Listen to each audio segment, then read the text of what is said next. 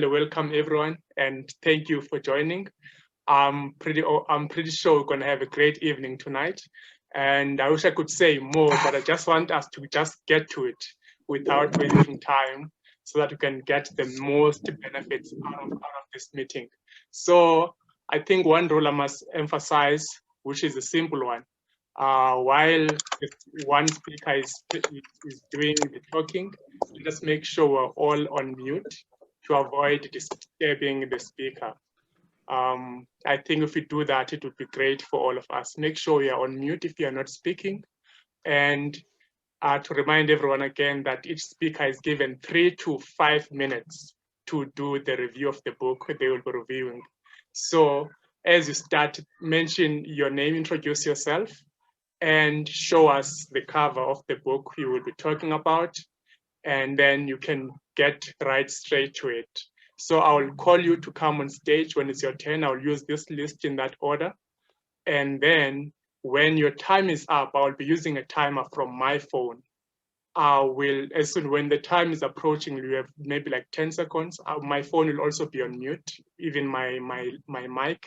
So when that time is up, you'll hear a sound. That will be a notification that your time is up. So I'm hoping that was clear enough. Wow, we are having more guests joining. So that is good.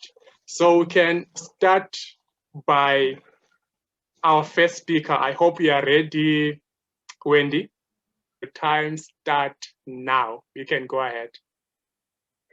Okay, good evening, ladies and gentlemen, and I'm excited to be here and to be talking about my book this evening. So let me show you the book. So this is the book that I'll be reviewing tonight. It's by Busi Selesho, Money and Black People. Can you guys see it?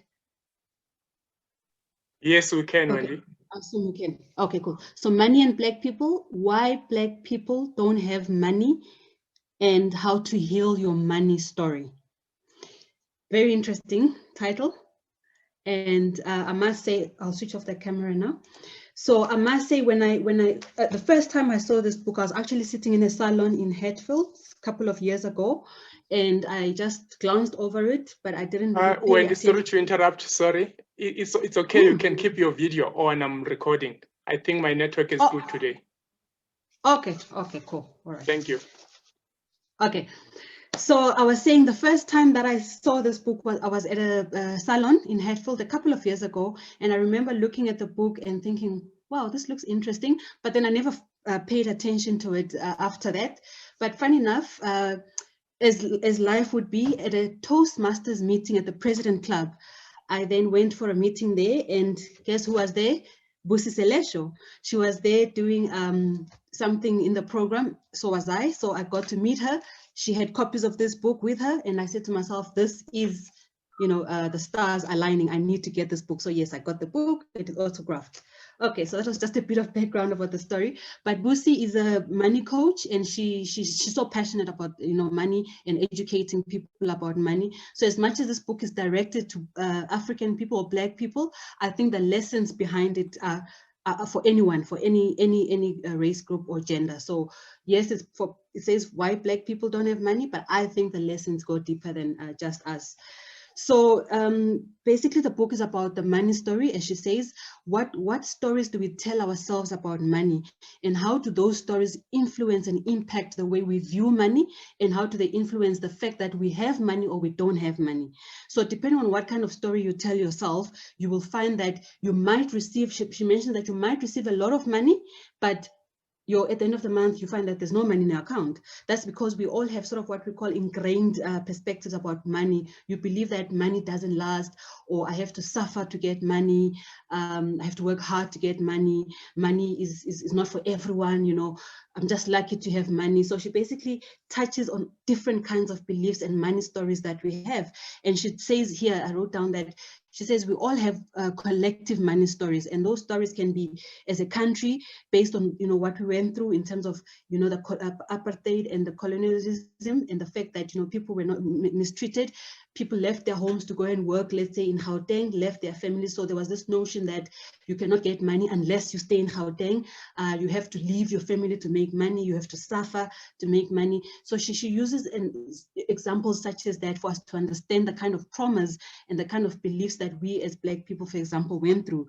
She talks about the continent of Africa, that we also have money stories. She talks about races and genders. Women, believe that men have always been the ones that earn the most money, but in us, we don't need, the minute a woman earns more, it's like a problem. You start believing that you shouldn't be earning more.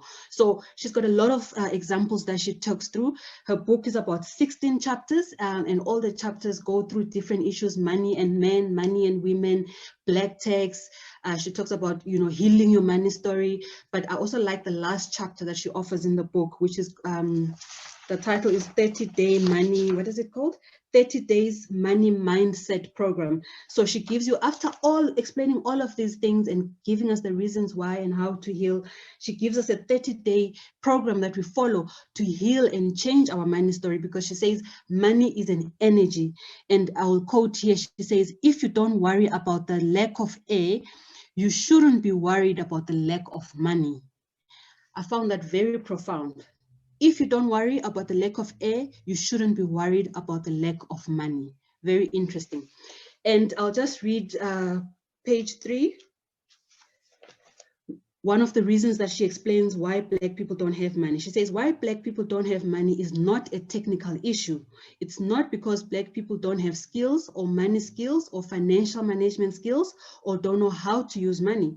It's not because Black people are not professional or don't have knowledge of customer service. It's not because Black people don't want to support each other. Black people don't have money because they don't have money. Black people actually do have money. Lots of money, but what Black people don't have is connection with money. Black people don't understand okay, I think that's the timer. Black people don't understand the vibration about money. That is what was taken away from people. So key learning, money is energy. It's about vibrating the right energy, and we need to focus our energy the right way and rechange and rewrite our money story. All in all, very good book, well researched. She's passionate about the book. She's practical. She gives you examples. She gives you a program at the end. Only developmental areas, I felt Vusi was a bit, she neglected, the finer things in terms of grammar and errors and mistakes. And there were a couple of those that I picked up in the book. So I was a bit disappointed with that. And the numbering on the contents page is not right. So I was a bit also disappointed. But besides that, look, I chose not to look at the mistakes, but look at the message behind the book. But overall, worthwhile book if you want to change your money story. Thank you. Yeah, that is very powerful. Thanks, Wendy, for sharing. I'm sure, okay, I see 2 hands. I'm thinking we're gonna allow only 1 question from the audience. I saw I think people were clapping hands. So if if you have a question, you can raise your hand, and then I'll see the first hand up, and then we'll take that person to ask the question. Anyone? Okay, so if you see, okay, that's Rulani with the hand up. So over to you, Rulani. Okay. Thank you, Mangiseni. Thank you, Wendy, for that beautiful review. I've seen some of Lucy's posts on Facebook, but never, got to read the book. My question is, does she then address in her book how can we then get the money that we have? Like maybe share a strategy, 1 or 2, in terms of how can we then access or get that money that we already have. Thank you. Yes, thank you, Vusi. Not Vusi, I'm thinking of Vusi. Thanks, Rulani. Yes, that last chapter that I spoke about, in all the chapters, she'll address the problem, but she'll also tell you what causes a problem and how to resolve that problem. But in the last chapter, which is the important one that I mentioned earlier, she talks about the 30 days money mindset program. So for 30 days, Rulani, she gives you a topic every day. So the first one was, for example, do what you love, day one. And there she says it all begins with love. It all goes with love. Loving ourselves, loving what we do is the most important thing, because she talks about the fact that doing what you love is the best blessing, and that money loves love. So it all starts with love. So basically, that's just the first tip. And I think each day she spends about a page giving you, different strategies and things to look out for in terms of how to change that money story. So yes, absolutely, the last part of the book is very practical, and it will assist us to change our money stories. And I've actually used it and I follow it. I can go on and on, but I know we don't have much time, so I'll stop right there. Thank you. All right, thank you, Wendy, and also thanks to you, Rulani, for that question. Ladies and gentlemen, without any further delays again, let's move right along with our program. So our next speaker, I just saw Thandi enabling her video. I'm pretty sure she's looking forward to dive into it. So Thandi, I would like to open the stage for you. Over to you, and you can start right away.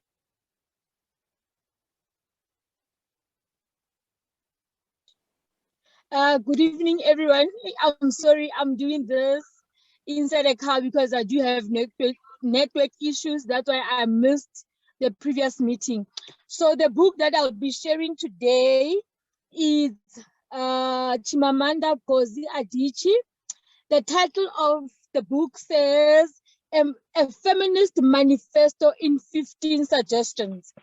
So Chimamanda Ngozi, she's a Nigerian writer. She was born in Nigeria. And at the end of her secondary school, she went and studied medicine, but now she dropped out and moved to the US. And then she acquired a degree in creative writing. She wrote few books like Purple Hibiscus, Half of a Yellow Sun, Things Around Your Neck. So what attracted me to this book was, I never heard of Chimamanda Ngozi until I saw this book. I was traveling and I wanted something to read on the way. So I went into exclusive books, and what caught my eye was when she said at the back of the book, here are 15 compelling, direct, and perspective suggestions to empower a daughter to become a strong, independent woman. So what she's teaching us on this book, or what made her write the book, is that because she's a feminist and she's doing TED Talks around feminism, topics around that, her friend asked her to give her suggestion onto how to raise a girl to be an independent girl. It's a very interesting book in such a way that it teaches us that inequality didn't start now, or it didn't start in the offices in corporate world. Inequality starts from your homes, how you raise a boy child and how you raise a girl child. I'll read a few of the suggestions, even though I wish I could read all of it. So the first suggestion, she says, be a full person. Motherhood is a glorious gift, but do not define yourself solely by motherhood. The reason that you are a mother, it doesn't take away anything from you. You still have to go out and do your follow your dreams and be the person that you want to be. You mustn't be identified that I'm a mother of so and so. And what she's talking about a lot of things. Another one that caught my eye is that teach her that the idea of gender role is absolute nonsense. Do not ever tell her that she should or should not do something because you are a girl. So this is true. Like, for instance, when you grow up, we are grown up to be told that a girl, you must rush home and do the house chores, clean, wash dishes, while a boy is playing with other boys. That's why we see men are able to do what they want whenever they want, because they were not taught to do things because they are men. They were allowed to be themselves, unlike us women, whereby we are told to say, if you clean better, if you can cook, then you will be married. And on this book, she also mentioned that we mustn't teach our girls to aspire to marriage. Marriage is not an achievement. Marriage is a beautiful union of two people who love each other, but it's not an achievement. So if a girl wants to do what boys do, there's nothing wrong. If a girl wants to play with makeup, dress up and all that, you mustn't stop them because now you are too little to do that. Because sometimes we identify or we judge women on how they look. For instance, one of the things that she mentioned is about, like, when a girl is wearing a miniskirt, we don't say it doesn't look attractive, but we say, no, do not wear a short skirt because now you'll be attracting men, or you're trying not to provoke men, of which is wrong. We mustn't teach them about gender roles. We must teach them morality for what is a moral, but not that your appearance tell what type of a person you are. It's not like that. And last but not least, what I would like to read, it's a very interesting book for me as a mother of two kids, a boy and a girl. I would love both of them to read this book so that we do not have to judge people because of gender role, or we think one gender is better than the other. So what I liked is that this is what happens most in relationships, or what the society says, a man is a provider, or you as a woman, you cannot provide because a man is a provider. So what she says here, it says, teach her never to say such nonsense as my money is my money and his money is our money. It is vile and dangerous. To have that attitude means that you must potentially accept other harmful ideas as well. Teach her that it is not a man's role to provide. In a healthy relationship, it is the role of whoever can provide to provide. And to me, it's so true, because most of the gender violence that are happening, it's because us women, we don't want to go out of relationship because now I'm depending on this man. Thank you. Thank you. All right. Thank you so much, Tandy. I'll now allow the questions from the audience. Saying Tandy, thanks for that review. Very, very nicely done. Please just type the text of the book title again for us, because I missed it. But I just want to check, in terms of, you've read Chimamanda, and I think this is not the first book that you've read. What do you think about her writing style? Do you think that she's a balanced writer, or do you think that some people might see her maybe as opening too much freedom and too much feminism? What do you think of her and her writing? And if you look at this book, for example, thanks. Thanks, Wendy, for the question.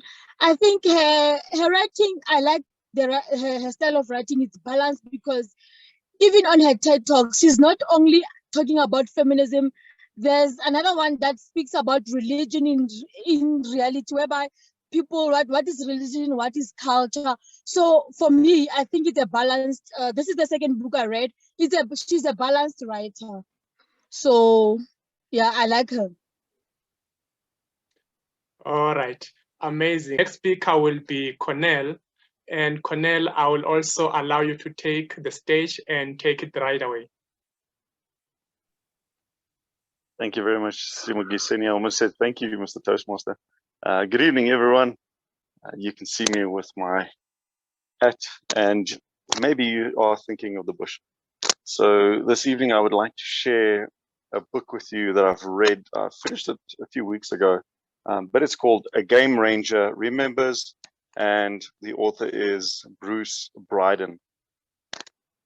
At 4 this afternoon, Anneke and I actually came out of the bush. We went to Marakele National Park for the weekend.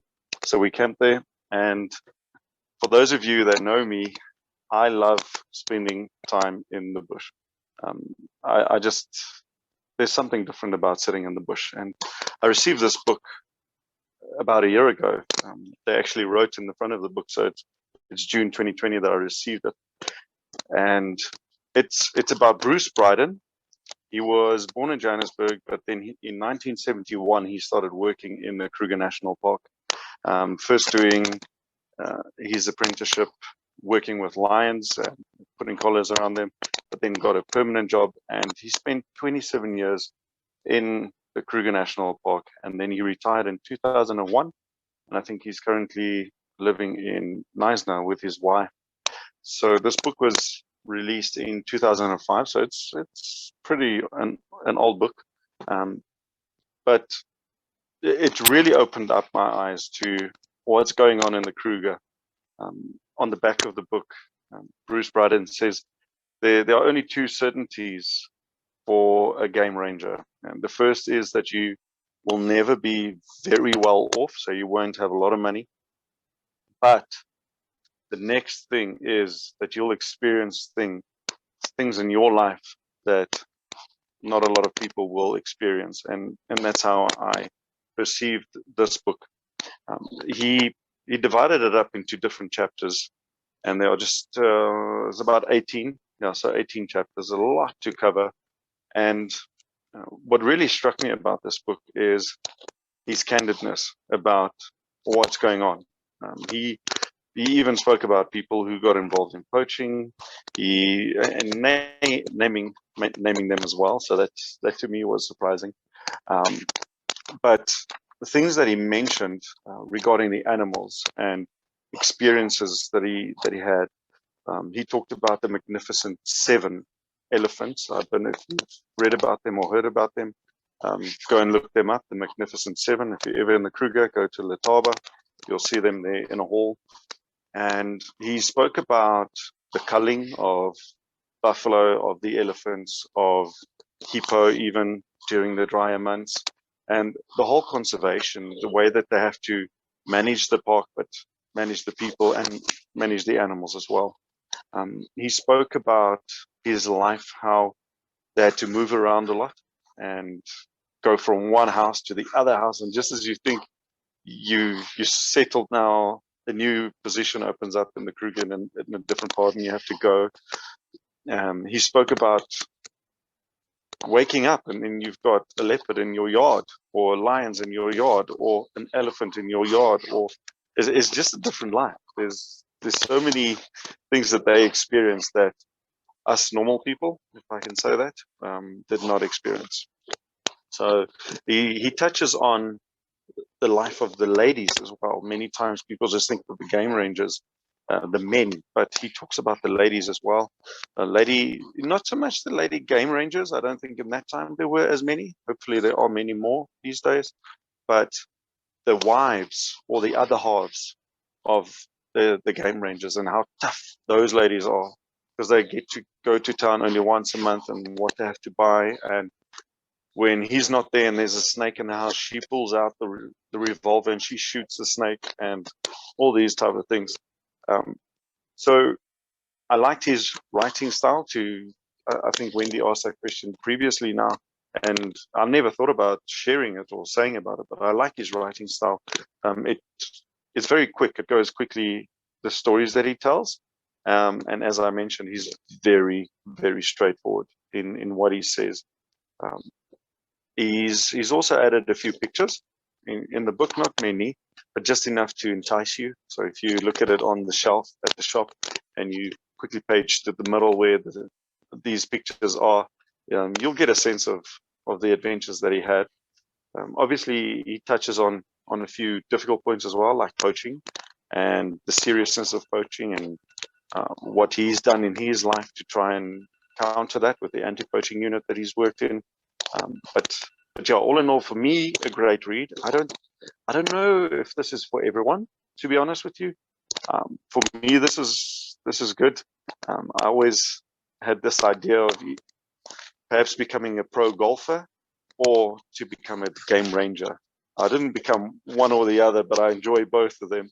So this is, for me, gives me sort of an insight to what it must have been if I could ever become a game ranger, if I had become a game ranger, what it would have been like. So yeah, I don't know if there are any questions, perhaps. Cornell, I feel like there isn't the bush is so refreshing, it's because it's not polluted with emotions. I feel like our cities are polluted with negative emotions. Whereas in the forest, the trees don't have emotions, they don't have moods, they're not mourning. So how do you see it? Do you feel that could influence why it's so refreshing in the bush? Yeah, that's a good question, Veronica. I think different people get different things out of the bush. Where when I'm in the bush, I listen to the sounds, I smell what's going on around me. So personally, I feel more in touch with nature, where I don't have my phone, or I use it these days for an app for the birds, but I feel totally disconnected from any digital devices that we do use, or that we have to use, like email and so forth. Obviously, we have cameras and those type of things. But what you said about emotion, I wouldn't necessarily agree with that, because there's a lot of emotion for me in nature.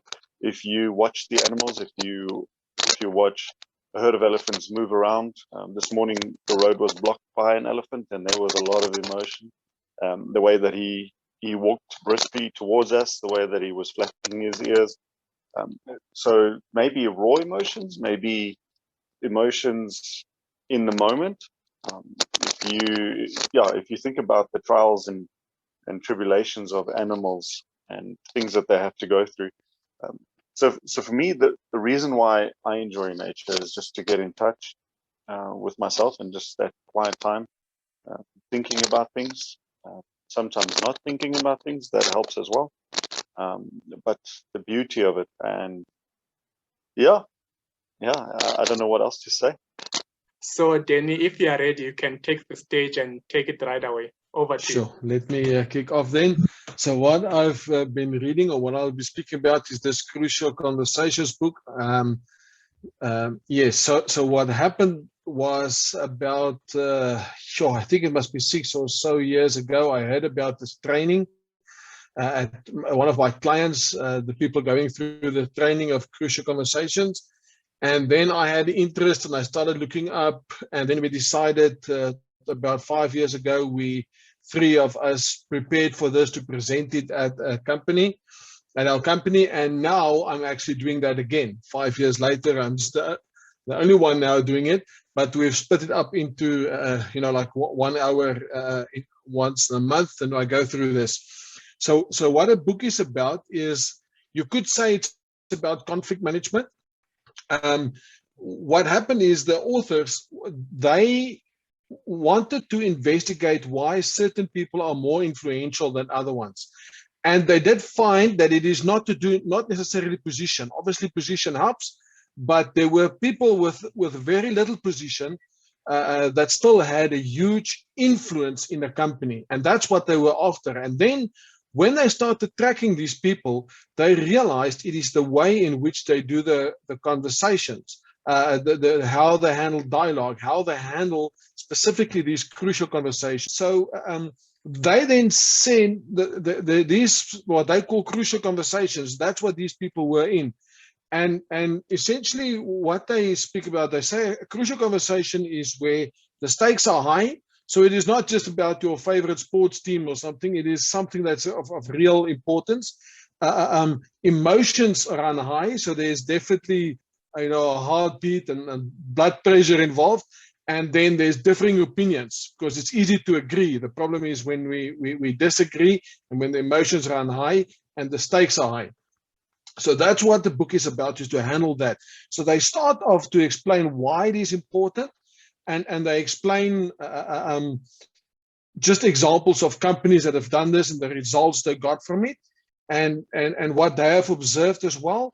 And then they also explain to us why we are hardwired to fail at crucial conversations. The moment there's conflict, it is, they specifically speak about parts of the brain even, without too much anatomy, but they speak about how we automatically, when we get into a conflict situation, with the thinking part of your brain stops working or works less. and that sort of makes let it happen that crucial conversations almost always fail, specifically in a corporate environment where there's lots of people, and I worry a lot about my image. So they speak about that. So what they then do is first start with the individual, for you to be aware of yourself, just to start recognizing when you are in the situation where you're in a conflict and you're no longer able to work constructively. And then just step back, get out of the conversation, and just to get your thinking brain again. They look at things like, we tell ourselves stories to say, I've got two impossible choices to make. Either I'm going to confront my boss and lose my job, or I keep quiet.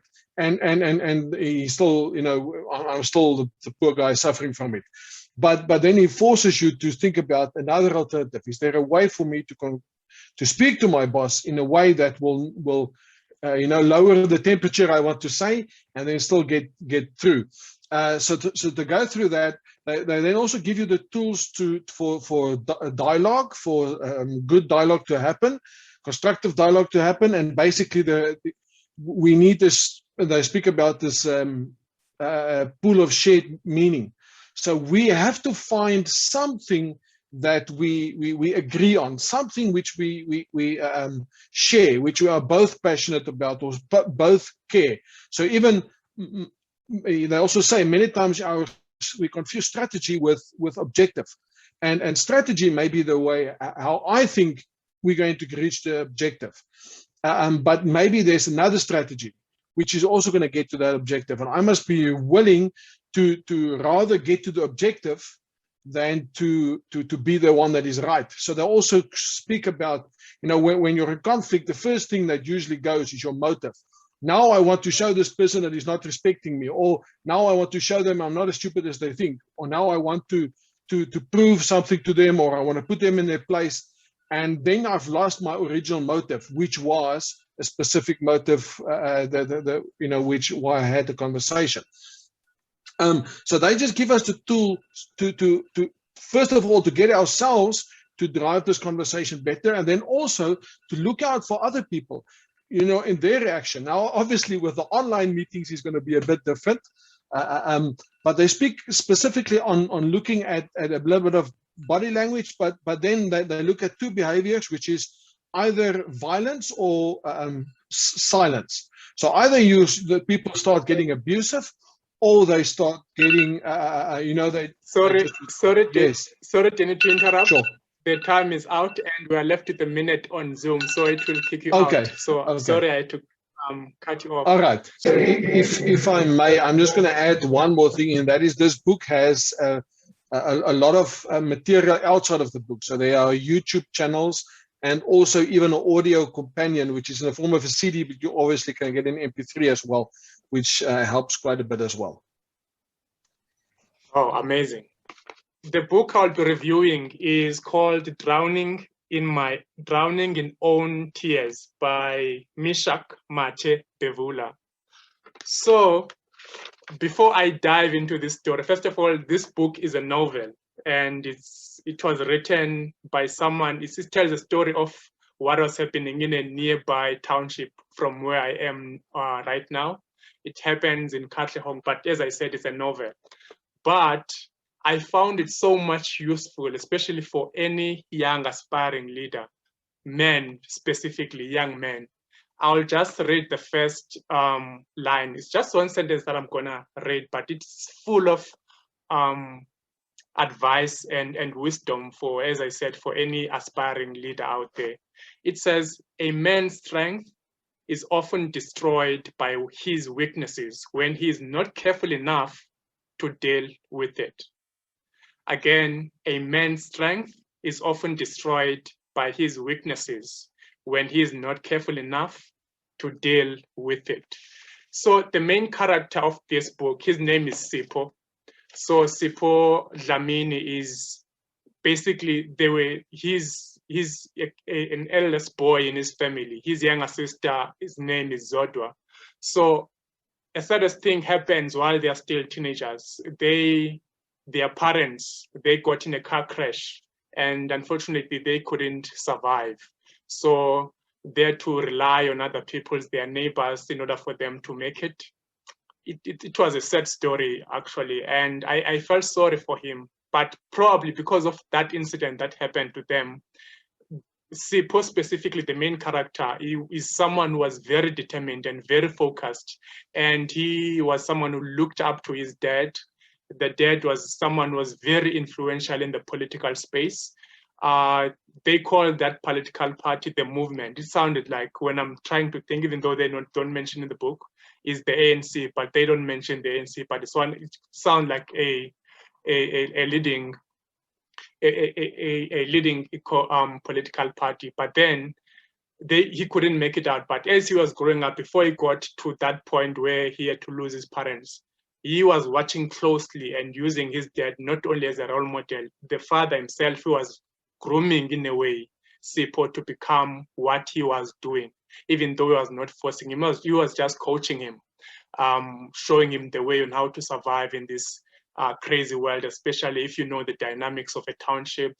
Everyone is just living their life, it's chaos. So if you are not coaching your kid, it's very easy for them to get lost. So after they lost their parents, this Sipho was then now, he had to face so many challenges. One major challenge was that he had to take care of his younger sister. They are still in high school. And fortunately enough, he was a very bright kid in school. So he was passing, and he didn't even want to have so many friends in high school, because he knew from the get-go, it's like the dad told him everything, because he has experience on this thing called life. And then he managed to grow up, and he had ambitions as well, as he was taking care of his sister. Now the part about drowning in your own tears, it affected his choices as an individual, which happened even while he was still young. The parents were still alive. It's a very sad story, because the parents were not aware of what was happening. If you can imagine, if you are living with your parents, you have a younger sister, 3 years old, younger than you, and it happens that you are sharing the same room with her. And then now, unknowing to the parents, you happen to develop feelings for each other. And as that happens, you have this secret relationship, which is like incest, basically. You don't tell the parents that you are dating, and then it became a secret. His whole life until they died, they were sleeping together without their parents having the knowledge of this. And even afterwards, when the parents have died, they kept this lifestyle.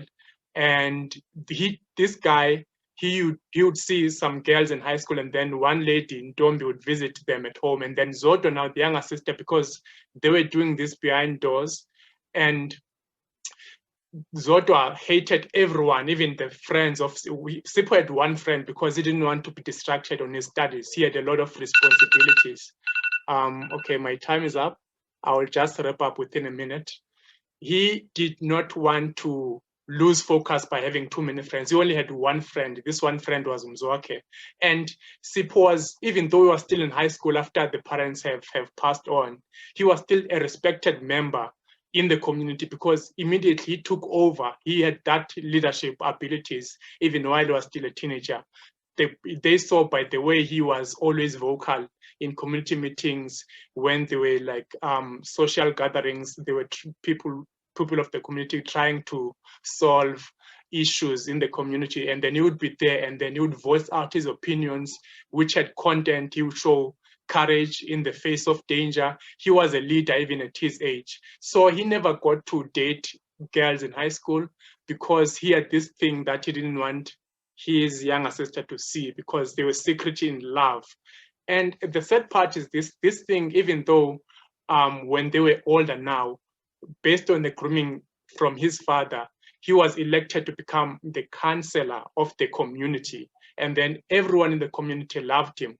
And then as I wrap up, I would like to point the fact that obviously anything of that nature would have consequences at the end of the day. So this thing that he inherited, apparently that happened to him, to Sipho, is something that even his father, before he died, he had a secret that he didn't want to tell the wife or even the kid. Apparently was dating someone in the community. He was a teacher. Sipho's father was a teacher. And in that school, he managed to impregnate a girl, and this girl fell pregnant. And then this girl eventually grew up, and then they were in the same age with Sipho. And now, after the parents died, Sipho managed to date this girl, of which this girl was also not liked so much by Sipho's younger sister, because, as I mentioned, they were in a secret relationship. And only to find out this girl that Sipho is dating outside is also the daughter of Sipho's dad, but then they didn't know. But there was this grandmother from Sipho's side who was aware of everything that was happening, but he decided to keep the mouth shut because he didn't want to expose all of this scandal. So eventually, all these little secrets that happened, these two siblings, Sipho and younger sister Zodwa, had a child. And then they were very secretive in terms of who the father was. Zodwa didn't want to tell anyone, even her friends, and Sipho kept it a secret, and then he was very protective. Now, from even the girl that Sipho was dating the outside, she managed to fall pregnant, and then Sipho was the father. Eventually, this thing became a mess. And then now, just one day, as Sipho now became a counselor, was voted by a member of the community to become a counselor, it became a mess from both families. Now, the grandparents on Sipho's side, even on this other girl, Sipho was dated from the other family, Ntombi, who was also the child of Sipho's dad. It became a mess. And then eventually, in the local newspaper, one child from the other side decided to expose this whole scandal. And then he went to even write an article from the local newspaper exposing everything that had happened. And it eventually became a big news for the community. And then after Sipho has heard what has happened from the newspaper, he decided to take his life because it was just a taboo that cannot be explained, that cannot be justified. He didn't have any choice to explain or even to talk about this. He decided to commit suicide, and then that was the end of it. This part of drowning in my own tears, both families, they couldn't explain this whole thing, but all they could do, they would just cry. They would just cry.